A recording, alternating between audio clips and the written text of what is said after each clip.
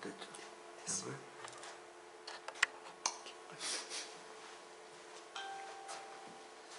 우리 축복의 통로가 되자라는 제목으로 오늘 말씀을 나누겠습니다. 사도행전 27장 37절부터 44절. 시작. 배에 있는 우리 예수는 전부 276명이더라.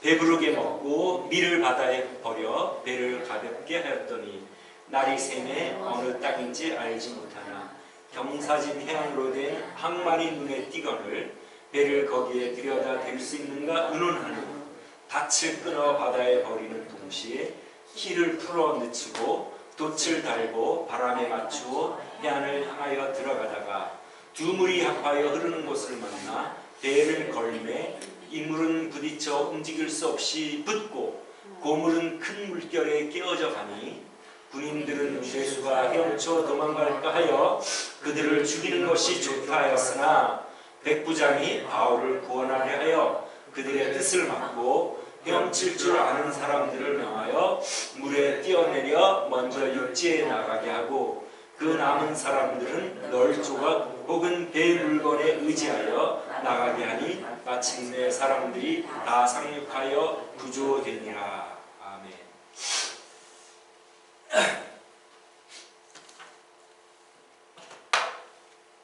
10월에 출발해서 11월이면 11월 내로 지중해를 건너서 로마에 도착할 수 있으리라 생각하고 가이사랴, 즉 이스라엘의 항구 도시 가이사랴를 떠난 배가 많은 차질을 겪고 겨울을 바다에서 보내기로 하는데, 섬에서 보내기로 하는데 어떻게 됩니까? 14일 동안 그들은 더 좋은 항구에 가서 좀 더 많은 놀거리가 있는 항구에 한 4시간 정도 더 가면 거기서 겨울을 날 수 있을 거라 생각하고 4시간이면 가겠지 했던 그 항해가 광풍 유라굴로를 만나가지고 14일이나 표류하게 되는데 그 중에 4일은 해와 별을 볼 수가 없었습니다. 칠흑 같은 어두운 밤을 4일이나 보내야 했고 낮에도 비구름으로 앞을 분간하기 어려운 그런 4일을 보내었습니다. 그러니까 얼마나 공포스러웠겠습니까? 그런데 이제 14일이 지나자 사공들이 물 길이를 재보니까 점점 수심이 얕아지는 것을 알아채리게 됐습니다. 그랬더니 사공들이 어떻게 했습니까? 구명 보트를 바다에 내리고 자기들끼리 탈출하려고 시도를 했습니다.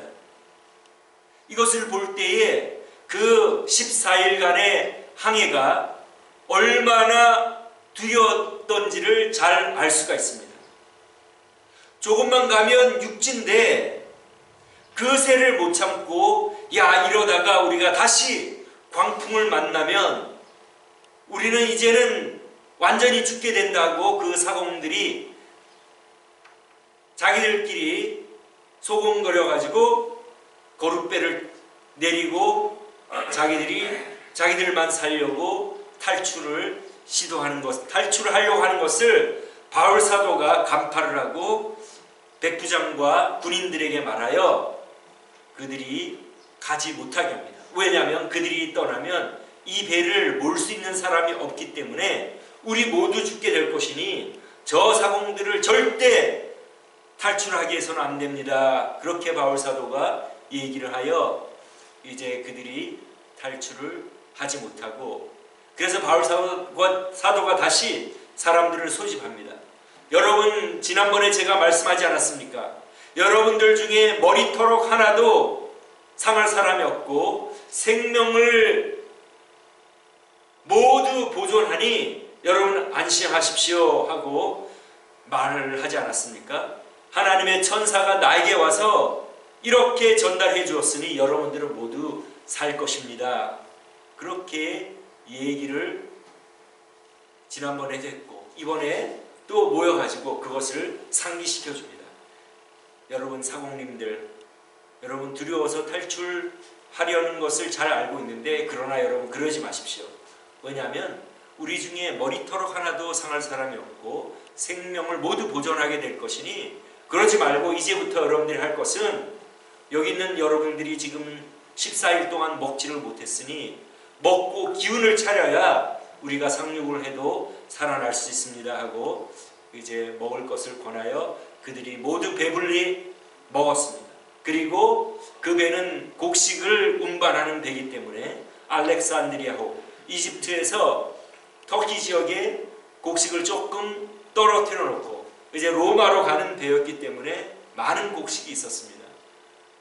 그러나 그들은 공포에 질렸기 때문에 밥을 먹지 못하고 14일 동안이나 그렇게 혼비백산한 것을 볼 수가 있는데 그러나 이제 바울 사도의 말을 듣고 배불리 먹고 이제 곡식들은 다 버려버리고 상륙을 할 준비를 합니다.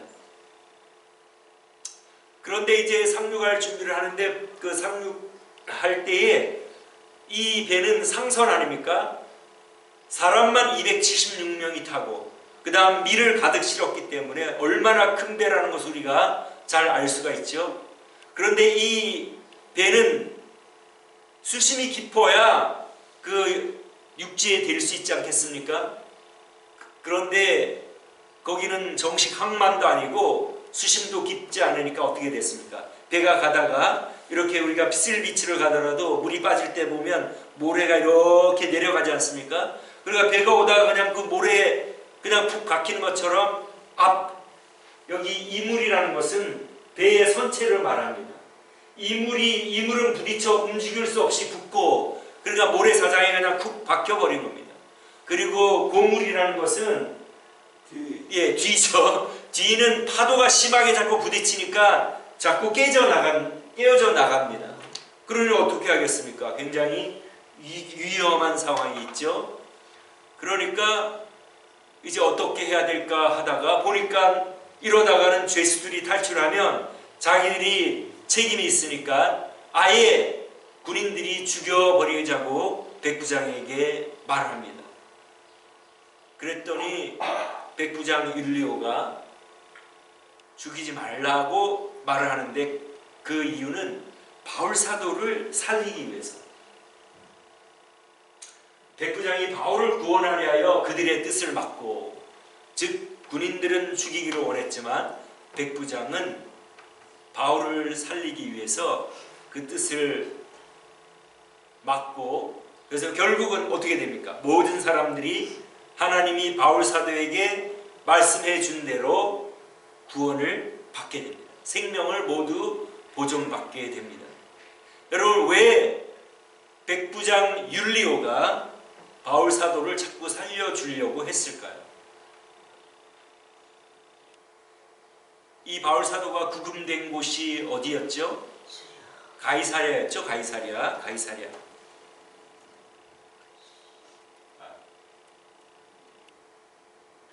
자, 여기 가이사랴.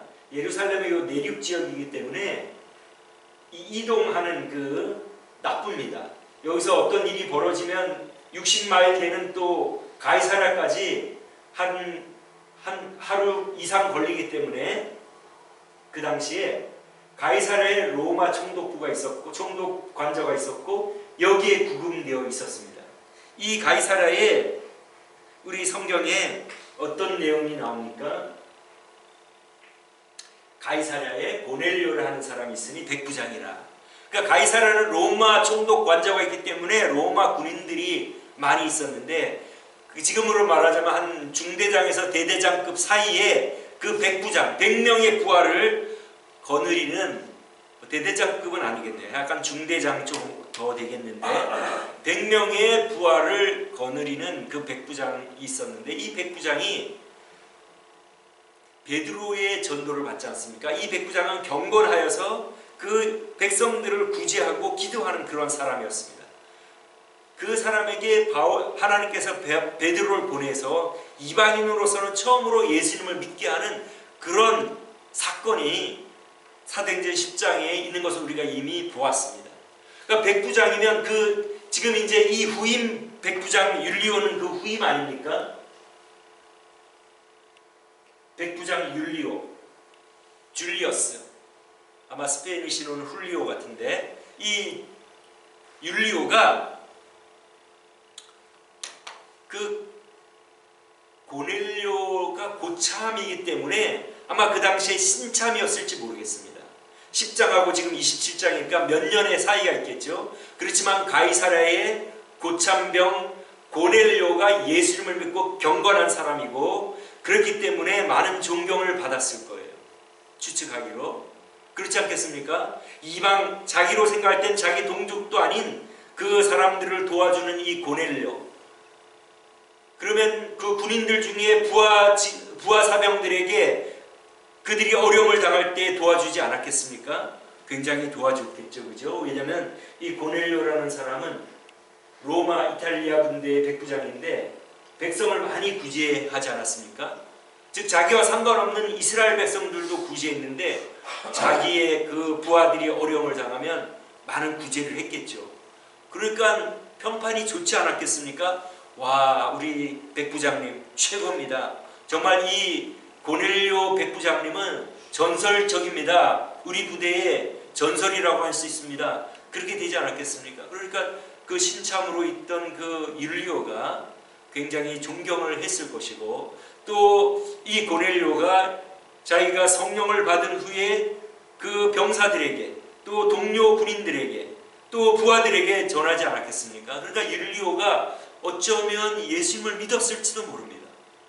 아니면 적어도 자기의 고참 고넬료가 믿는 그 하나님에 대하여 경외감을 가지고 있고 호의적으로 그렇게 호의적인 생각을 가지고 있었기 때문에 이러한 호의를 베풀지 않나 생각이 듭니다. 왜냐하면 율리오가 바울을 친절히 대하여 친구들에게 가서 대접받기를 원하니, 지금 이 배가 가이사랴를 출발해가지고 이 이스라엘은 너무 가난하고 무역이 없는 나라이기 때문에 이탈리아로 가는, 로마로 가는 큰 배를 잡기가 어렵기 때문에 터키 지역에, 무역이 왕성한 그 당시에 터키 지역에 가서 로마로 가는 배를 잡으려고 했는데, 그 가는 와중에 이제 쉬지 않겠습니까? 배가 그 쉬는 동안에 그 시돈이라는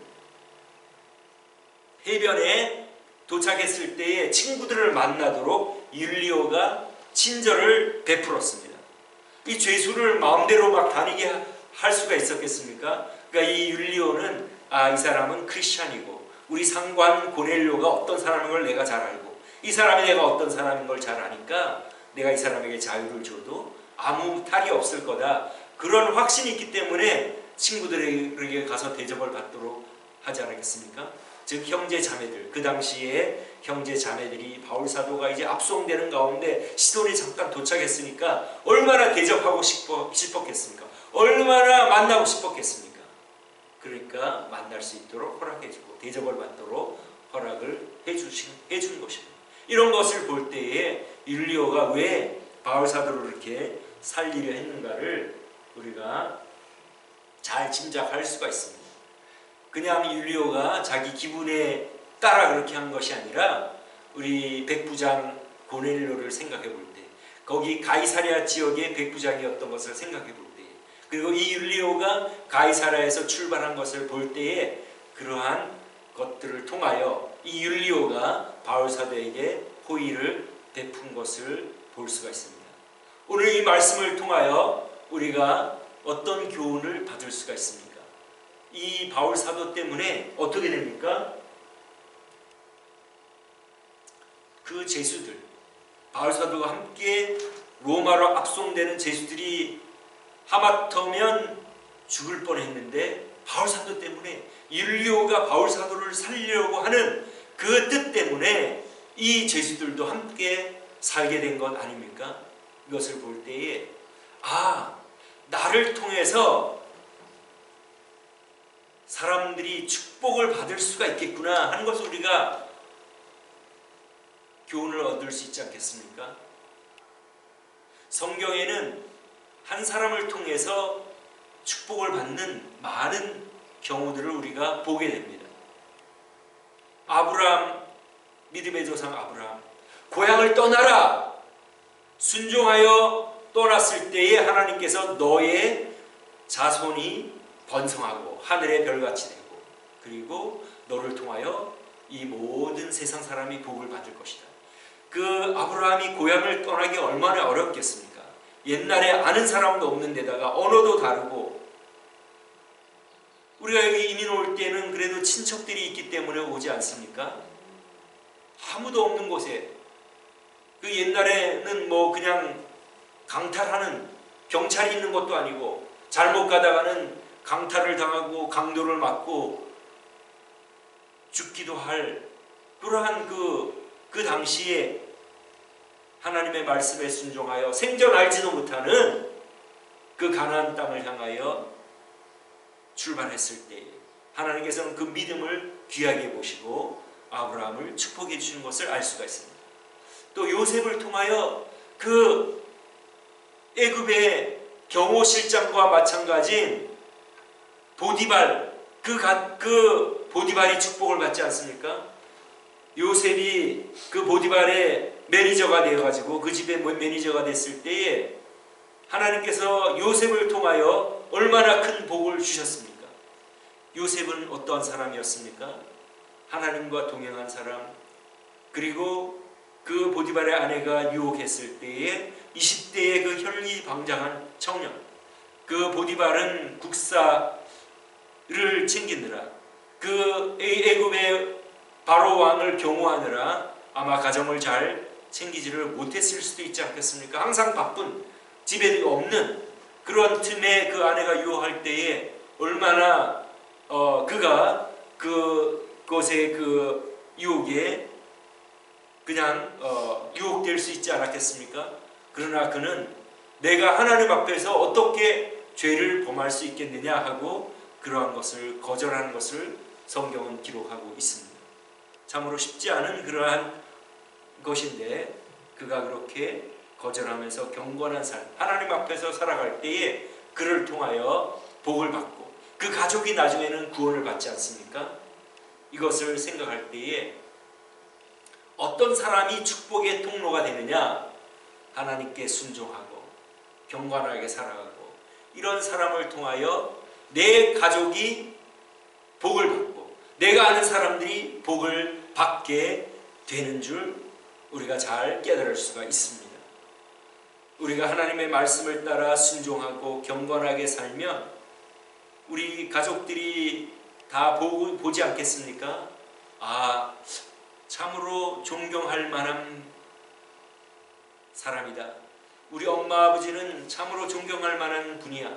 나도 저런 삶을 살아야 되겠구나. 그렇게 마음속으로 느끼고 지금은 그들이 그렇게 혹시 살지 못한다 할지라도 그렇게 감명을 받으면서 우리 엄마 아버지처럼 나도 살아야 되겠구나. 언젠가는 그렇게 돌아오지 않겠습니까? 만약에. 그리고 우리의 친구나 우리의 동료들도 참 저 친구는 친구지만 참 존경할 만한 사람이야. 우리가 하나님을 사랑하고 다른 사람을 사랑하기를 힘쓰면 반드시 그러한 존경이 따라오게 되어 있습니다. 어떻게 된 것인지 우리 교회들이 너무나 참으로 이러한 것에 이렇게 살아가지 못하고 도리어 세상 사람들의 손가락질을 받는 것이 얼마나 개탄스러운지 모르겠습니다. 주일 성수를 강조하고 11조를 강조하고 헌금을 강조하고 이런 것을 많이 강조했기 때문인지 아닌가 생각이 되는데 그것보다 신앙생활은 하루하루 내가 하나님 앞에서 살아가는 것, 하나님을 경외하고 두려워하고 하나님 보실 때 하나님이 나를 어떻게 생각하실 것인가를 항상 생각하면서 살아가면 결국은 우리가 살아가면서 존경을 받을 수밖에 없습니다. 우리 엄마 아버지가 많이 변하셨구나. 참으로 신앙생활을 하시더니 점점점 이렇게 참으로 하나님의 형상을 따라 참 그런 삶을 사시는구나 하고 그렇게 알아보지 않겠습니까? 우리 사람은 많이 변합니다. 옛날에는 우리가 어떠한 사람들에게 인상을 주었을지 모르지만 우리 주님께서는 나중된 자가 먼저 된다라고 말씀을 하셨습니다. 하나님을 믿는다고 하고 교회를 일생 동안 다니지만 아무 변화가 없는 사람보다는 늦게 믿지만 지금부터라도 똑바로 믿고 똑바로 하나님을 섬기고 똑바로 하나님의 말씀을 따라 살아가는 사람을 하나님께서는 잘했다고 칭찬해 주시고, 네가 늦게 출발했지만 이제부터 너의 삶이 그렇게 변하고 그게 바로 너다라고 하나님께서 인정해 주신다는 말씀입니다. 하나님께서는 우리에게 끊임없이 기회를 주시고 우리가 변하고 우리가 참으로 사람들로부터 존경을 받고 하나님께 영광을 돌릴 수 있는 그러한 사람이 될 수 있는 기회를 주시고 살아계시는 우리가 살아있는 동안 주심으로 우리가 그러한 사람이 되는 우리 모두가 되시기를 주님의 이름으로 축원합니다. 우리가 예수님을 믿는다고 다 믿는 것이 아닙니다. 하나님의 말씀을 듣는다고 다 믿는 것이 아닙니다. 이 사공들은 바울사도가 하나님의 천사가 여러분들 중에 하나라도 목숨을 잃을 사람이 없고 머리턱 하나라도 여러분들이 상하지 않습니다 하고 말을 했음에도 불구하고 그들은 자기들이 살고자 조금만 가면 몇 시간만 참으면 날만 새면 잘 갈 수가 있는데 깜깜한 밤에 두려워서 그들은 몇 시간을 못 참고 자기들만 살려고 구명배를 내려놓고 그렇게 가려고 하지 않습니까? 하나님의 말씀을 들어도 믿지 않았다는 말입니다. 우리가 교회 다니면서 하나님의 말씀을 듣는다 해도 실제로 행동을 하지 않으면, 하나님의 말씀에 걸맞는 행동을 하지 않으면 그것은 안 믿는 것과 마찬가지임을 알 수가 있습니다. 그 사공들이 바울사도의 말을 들었지만 믿지 않고 도망을 가려고 했던 것은 바울사도의 말, 여러분들의 생명은 보존받습니다고 하는 말한 바울사도의 말을 믿지 않은 것 외에 아무것도 아니지 않습니까? 우리가 예수님을 믿으면 반드시 하나님 앞에서 항상 하나님을 두려워하고 하나님을 경외하고 또 우리에게 주신 사람들을 사랑함으로만 우리가 하나님을 믿는다는 것을 확인하고 증명할 수가 있습니다. 그렇게 그렇게만 살아가면 우리의 삶은 놀랍게 변화되고 사람들이 존경하고 사람들이 마음으로 존경하여 우리가 다른 사람들의 축복의 통로가 되는, 결국은 가장 큰 축복은 우리를 통하여 사람들이 예수님을 믿는 거 아니겠습니까? 그래서 우리가 우리의 삶을 통하여 주님을 증거하여 정말로 살아가는 동안 남은 생애가 다른 사람에게 축복의 통로가 되는 우리 모두가 되시기를 주님의 이름으로 축원합니다. 기도하겠습니다. 좋으신 하나님 아버지 감사합니다. 참 이 복음의 진리를 저희들에게 알려주시고 하나님 이것을 생각할 때에 이것이 진리 아니면 어떤 것이 진리일까 저희를 참 이 믿음 주신 것을 감사합니다. 하나님이 창조하셨고 우리가 우리 마음대로 하나님을 떠나 우리가 주인데 행세하면서 살아간 죄인이었으며 사형에 해당하는 이 죄를 위하여 하나님 우리를 사랑하여 아들을 보내주시며 우리 대신 죽게 하시고 누구든지 우리 예수님을 나를 위하여 돌아가신 구주로 알고 그 사랑에 감복하며 하나님 앞에 이제는 돌아가 더 이상 내 인생의 주인이 내가 아니라 하나님임을 고백하며 살아갈 때에 이것이 구원의 도리이며 이것이 우리가 가지는 이 소망이며 참으로 이것을 생각할 때에 진리이며 진실임을 고백하지 않을 수 없으며 이것을 이 세상의 많은 똑똑한 사람들, 많은 사람들 가운데 참으로 저희들 아무 보잘것없는 저희들에게 은혜를 베풀어 주심을 감사하고 하나님 이제 이 은혜를 저희들에게 베풀어 주신 그 은혜에 감사하며 먼저 이 은혜를 입은 특권을 받은 저희들 하나님 뜻대로 살며 감동 감화를 주는 사람들이 되어 축복의 통로가 되며 주님을 증거하는 저희들의 삶이 되기를 소원하오니 주님 저희들을 그렇게 이끌어 주옵시기를 원하오며 예수님 귀하신 이름으로 기도하옵나이다. 아멘. 우리 다 같이 일어나셔서